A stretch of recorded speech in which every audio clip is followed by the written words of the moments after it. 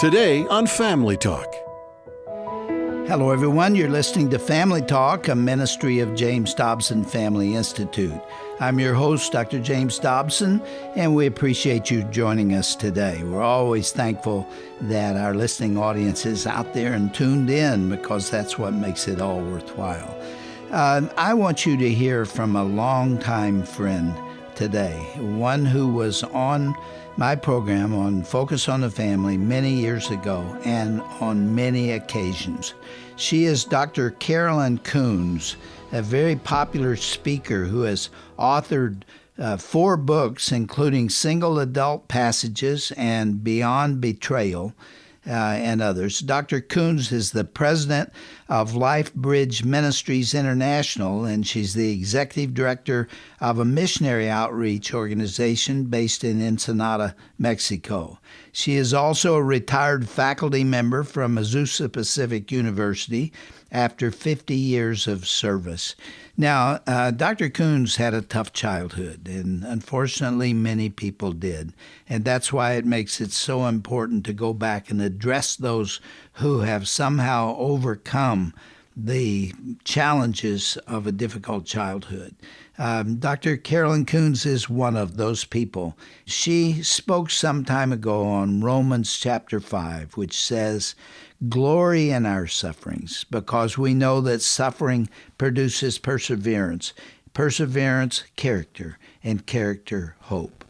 And we do have a hope in Jesus, and it's truly the only thing we can cling to when we experience hardship and pain in life. That's what Carolyn is going to talk about today. Let's listen to this moving story right now on Family Talk. I have done a lot of speaking. I have never, ever spoken on what I'm going to speak on this morning. Never. I don't even tell people about me.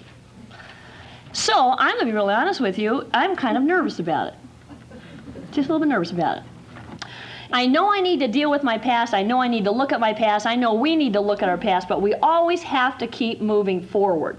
And so because of that, and I believe maybe I've even overreacted, but because I always want to keep moving on, I try very seldom to bring the past with me. Well, so then you call up and say, well, what I want you to do, Carolyn, is talk about your past. And what it caused me to do was to have to relive a bit of my past. And that was a little difficult too, I have to admit, a little difficult. I was born and raised in Tacoma, Washington. I moved to Montana, and I ended up in the first grade here in California. Okay, so here, I'm basically a California girl. I mean, you could tell I'm a California girl, right? It's written all over, as they say.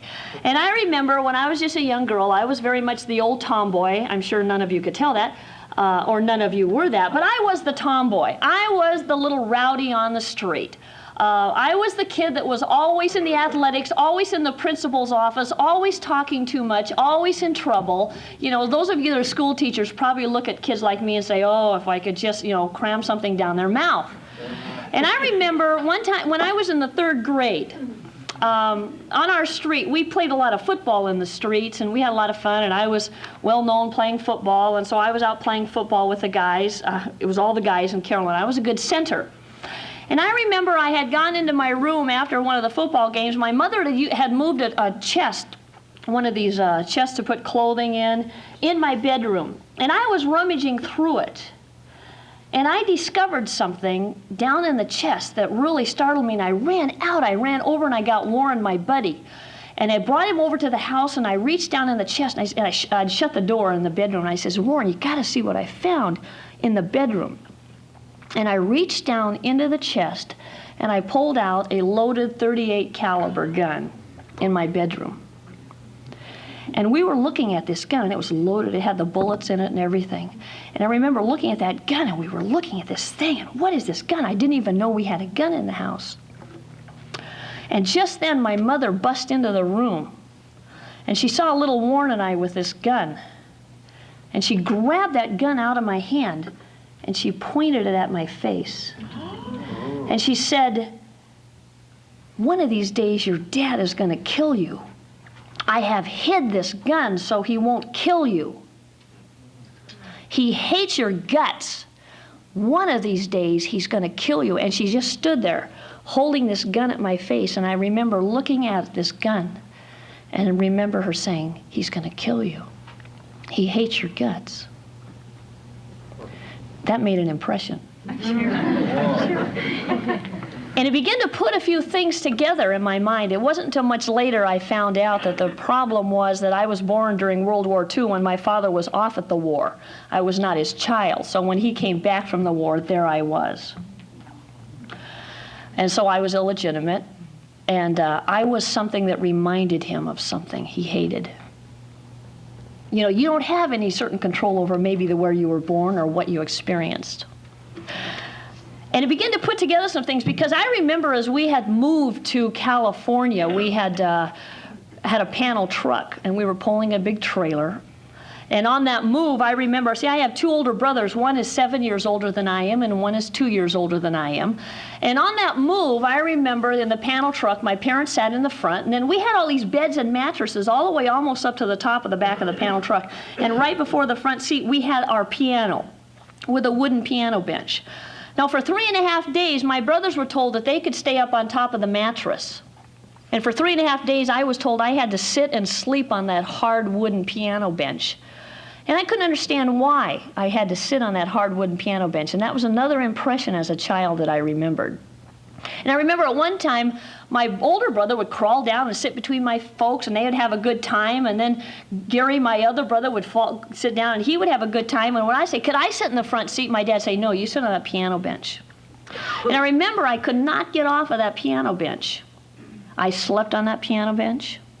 Couldn't get off. At one time, my older brother had gotten up with my parents, and my other brother, who had crawled way back in the back behind the mattresses, no one was looking. And I remember getting up on the mattresses, and I stretched my arms out, and I was on about 4 mattresses, and I reached over to this side of the panel truck, and I reached to this side of the panel truck, and I said, wait a minute. There's room for all 3 of us up here. Why can't I sit up here? And I didn't understand. I didn't understand why I was not allowed to be a part. And I quickly got back down. But you know what stands out in my mind? A mattress. Now, I know why I get uneasy. I know because it was traumatic back there. And so when we talk about Christmas time gets close, or something comes up that I know is going to affect me, Christmas, birthdays, I know I begin to feel uneasy again. And I have to say, okay, Carolyn, you are dealing with something in your past you are working through. And I remember on one of our birthdays, for some reason my folks decided to have birthday presents for a couple of years, and so my older brother, for his birthday, wanted a brand new Swin bicycle. Clifford was a great guy. He's the one that's 7 years older. Well, Gary's birthday was next. He's 2 years older, and he wanted one of the brand new 3-speed bicycles. And so, boy, my folks went out and they bought him the ultimate brand new 3-speed bicycle. Well, my birthday was up next, and I remember hounding my folks for a bicycle. I wanted a bicycle too. And so I begged, could I have a bicycle just like Gary's or just like Clifford's? I want a bicycle too. My birthday came along, and I remember so vividly my father driving up with our pickup truck and pulled up into the backyard. He had been to the dump yard. And he pulled out a rusted old blue bicycle that the wheels were bent and the bars were so rusted you couldn't even see it.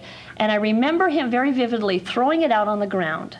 And he said, don't ever ask for anything from me again as long as you live. But you know what? That didn't register at that moment. I looked at my bicycle.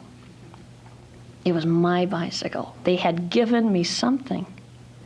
And I remember taking that bicycle and taking it in the garage, and I remember stripping it down and sanding it and trying to get the rust off and cleaning it with gas and painting the blue all over again. And I remember fixing up my bicycle.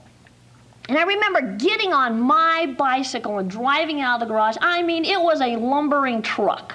But it was my bicycle, and I drove it out, and I drove it out to the street and down the block, and I was so proud because I actually had something for my birthday. And I remember driving it back into the driveway. Clifford's brand new Swin bike was sitting there, and Gary's brand new 3-speed was sitting there, and I pulled up my bicycle with theirs. and everyone was in the house. And I could hear them in there talking and laughing. And I looked at the bikes and I said, and my brothers had told me, don't you touch my bike. But you know what little sisters are like, right? I remember I couldn't resist getting on Clifford's new Swin.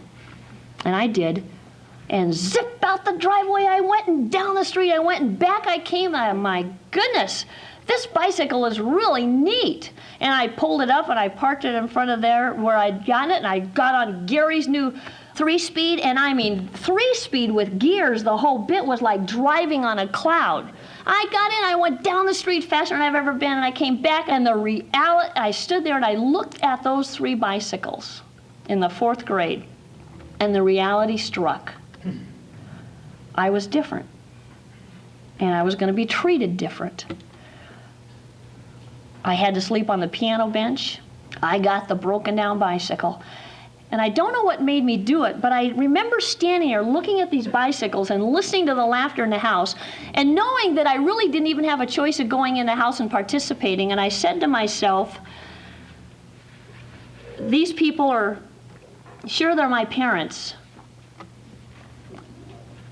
but I'm going to have to make it on my own. I had decided in the 4th grade I was on my own. And I functioned like I was on my own. I mean, I was basically one of the young people that was sort of out of control, as I said. I was always in the principal's office. I was popular. You know, I was just enough zaniness to me, but just enough orneriness to me that the teachers didn't know whether to hug me or throw me out of the room. But there was just enough of that. And I remember getting in so much trouble, and I just wanted so desperately to do what was right. But I knew I was on my own, to the point that I really got in a lot of trouble. I mean, breaking into churches. I got caught by the fire department. I'd snuck under a church similar to this, and we're starting fires underneath the foundation. I mean, you know, young people just do dumb things. And I was a dumb young person looking for something. I was really searching. I wanted someone to tell me I was okay. And I didn't find anyone to tell me that I was okay. The next impression that I remember was into the 5th grade. I would do pretty good in my academic classes, but my behavior was very poor. We had E's, S's, and N's. E's means excellent, S's means satisfactory, and N's mean needs to improve. I had 3 E's, 6 N's, and 23 needs to improves. And I just wanted someone to take notice. And I remember we had a student teacher in the class, Mr. Franklin. The majors teacher, Mr. Johnson, taught the 5th grade class, and Mr. Franklin was the student teacher.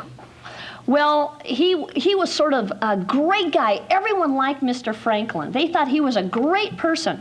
And I thought he was pretty neat, too. Well, here Carolyn was out doing all the athletic events, and I was typically busting up the PE class and getting everyone to break the rules and cheating across the line and everything. And Mr. Franklin pulled me out of the game to just get me away so the PE class could continue. And I remember so vividly, he walked me over and he sat down. He says, Carolyn, I want to have a talk with you. He says, today's my last day at school.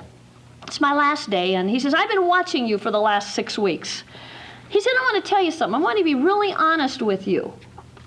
He said, you know, a lot of people think you're bad. He said, but I've been watching you, Carolyn. He says, I have come to a conclusion about you. I think that you are really, deep down inside, a very good person. And I remember in the 5th grade, it was the first time anyone ever told me I was good. No one had ever told. I was ecstatic. I sat there. It was like bells were ringing in my head. This great student teacher said, Carolyn, you are good. You are good. I said to myself, he's right. I'm good. I'm going to be good. No more stealing. No more fires. I had gotten into a little habit because my dad didn't give me that bicycle. You know what I figured out? I figured I could steal 1 a week. And I had a little system going that I was stealing 1 bicycle a week for several years. And I would steal a bicycle a week, and I would return it the next week at the other end of campus and walk off that week. And I had this system going. Every week I'd come home with a new bicycle. My folks say, "Where'd you get the bicycle?" "Oh, it's Dave's. He said I could borrow his bike." I'd ride it for a week, return it. I mean, I had, you know, all these fun little things. If I couldn't get the money, I figured out how to steal money. If I couldn't get attention, I knew how to start fires or bust into school buildings. All of a sudden, this person said in the 5th grade, "Carolyn, you're a good person." I was out to be the valiant, good person because finally I found somebody who believed in me. I walked into that classroom after recess. No more was I going to break up another PE game. I was going to help get the PE games going good. I was going to be the model student. I was going to change all those needs to improves to excellent. I found somebody who believed in me. I remember walking into class, and then it dawned on me as we sat in the classroom, I noticed my 2 buddies, Ken and Ken. I avoid names of Ken these days, but Ken and Ken were my 2 buddies. Anyone here named Ken? My 2 buddies and I were the ones that were stealing the bikes, and it dawned on me that we had this little thing going that, you see, it was right after recess, the PE class, that you would move the bike from one end of campus to the other, and I looked around when we were kind of getting done after recess, and Ken were outside moving the bikes, which we had prearranged which bikes we would move. And I remember, oh no, I'm good now. I'm going to go stop Ken and Ken from taking these bikes. And I remember running out and going around while the class was getting settled in, and I went out there and I told, and there they were, boy, they had the bikes and they were literally starting to move them. And this sounds like a big car theft ring, doesn't it? I mean, it really may sound good. I should have made a movie on that. No, anyway. And I remember, so gallant, I was good. It was ringing in my heart. I was good. I said, all right, you guys, put those bikes back. We're not going to take bikes anymore. And they said, come on, Carolyn, what are you tired? I said, put the bikes back. We're not taking bikes anymore. All right. So just then, they start to move the bicycles back in, and I was absolutely startled when I felt these 2 big hands grab me and pull me back. They pulled me back so hard I fell over one of the bicycles, and I looked back, and there's the master teacher, Mr. Johnson, looking at me. And he started screaming at me and cussing at me. He picked me up. He told Ken and Ken to get back into the room. He walked me into the front of the classroom. He threw me against the wall, and he said to the whole class, he said, "See that girl?" He said, "That girl is the girl that is stealing your bicycles. See that girl? That girl is no good. I don't want anybody in this room to ever talk to that girl again." And I remember standing there against the wall. And if you know how you've ever felt when you just wanted to pass out and everything turns black and you almost get tunnel vision? And I stood there, and this guy was calling me bad. And it cut into me because I thought for a moment I was good. And I looked back in the back row, and there was the student teacher, Mr. Franklin, in the back row. His head was slightly tilted, and he had tears running down his face because he thought I had disappointed him. No one believed that I had tried to go out to do good. They all believed I was bad. So I was. For the next several years, I was bad. I mean, I was bad. We moved to Oregon about that time, 6th grade. Moved to Oregon, logging community, nothing to do. I was bad. I'd show them. Junior high school, we'd lock vodka in the lockers and drink my way through junior high. End of the 6th grade, I would go out to dances till 4 o'clock in the morning. 6th grade. My parents said, "Do anything you want, Carolyn, we don't care." And I knew it, and I did it. So I wouldn't go to school for weeks. I didn't go to school. I got some of my buddies, and we'd go deer hunting. Except if we couldn't find any deer, we'd bust into cabins, steal half the stuff out of these people's cabins, take it over to another cabin, and sit there all afternoon with shotguns and blow it away. I had nothing to live for. I had nothing. Nobody believed in me. Nobody cared. And I guess I didn't care either. And I was out to have a good time. And I decided I was going to have a good time. Well, when we moved to Oregon, I'm being really honest with you. We moved to Oregon, we owned a motel up there. After a couple of years, my parents separated. It was at that time, it was my responsibility in the 8th grade to run the motel, while my mother slept in the first unit with the men. And then she would take off for days on end, camping trips. And here I was in the 8th grade running a motel. I was horrified. I was terrified. We lived about a mile out in the woods on the highway. I have a little bit of a phobia.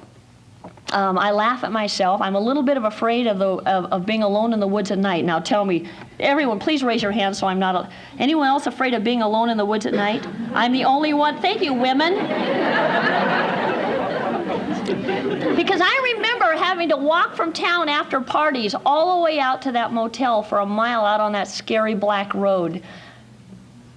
And I can remember that impression of that trip affects my behavior today, and I have to say, okay, Carolyn, I know why you feel this way, because da, da, da, da. And in that I knew what my mother was doing, I decided that I'd just try and get drunk and live as wild as I could. I remember, I guess it was all right that I knew what she was doing, but when my best gal friend and a couple of her buddies came up to me one day and said, Carolyn, do you know your mother's the town prostitute? That just blew me out. And I decided then, they didn't even know what bad behavior was.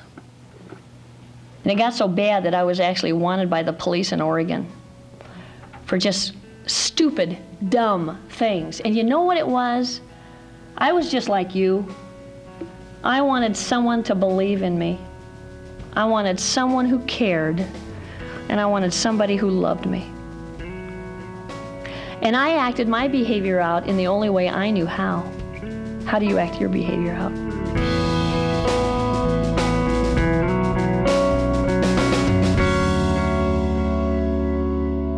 I'm Roger Marsh, and you have been listening to Dr. Carolyn Koons sharing her heartbreaking testimony.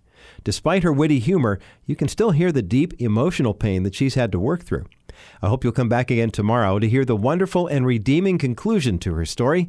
In the meantime, be sure to visit drjamesdobson.org to learn more about Dr. Koons' ministry and her many popular books. That's drjamesdobson.org, and then click onto the broadcast icon at the top of the page. Finally, I urge you to listen to Dr. Dobson every day using Amazon Alexa. This smart device allows you to catch our daily interviews and presentations any time of the day. Simply enable the Family Talk skill on your account and then say, Alexa, play today's broadcast of Family Talk. Go to drjamesdobson.org/Alexa to discover how to access Family Talk on your Amazon Alexa. Thanks for tuning in today, and thanks also for your continued support of Dr. Dobson and this ministry. Generous gifts from listeners like you allow us to bring you great broadcasts like this one each and every day. Visit drjamesdobson.org to learn how you can partner with us. I'm Roger Marsh, reminding you to tune in again tomorrow for the conclusion of Dr. Carolyn Koons' riveting testimony. That's coming up right here next time on Dr. James Dobson's Family Talk. This has been a presentation of the Dr. James Dobson Family Institute.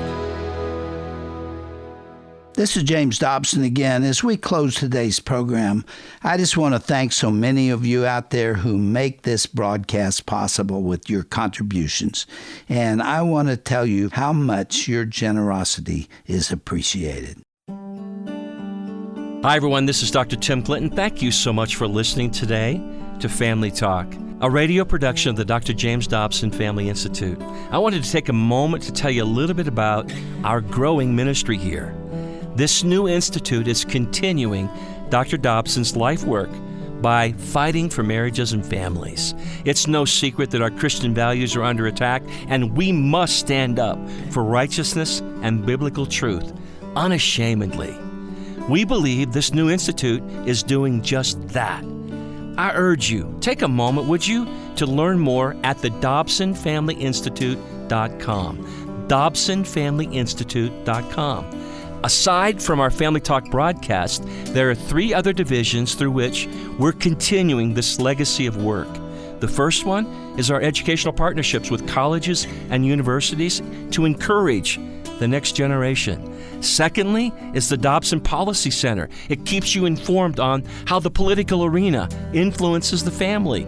And lastly is our online collection of all of Dr. Dobson's work in the Dobson Digital Library. We're excited here at JDFI for this expansion. We hope you'll partner with us. Go to dobsonfamilyinstitute.com and discover more about each of these divisions, maybe how you can be a part. Thanks for standing with us, and thanks for being a friend of the family.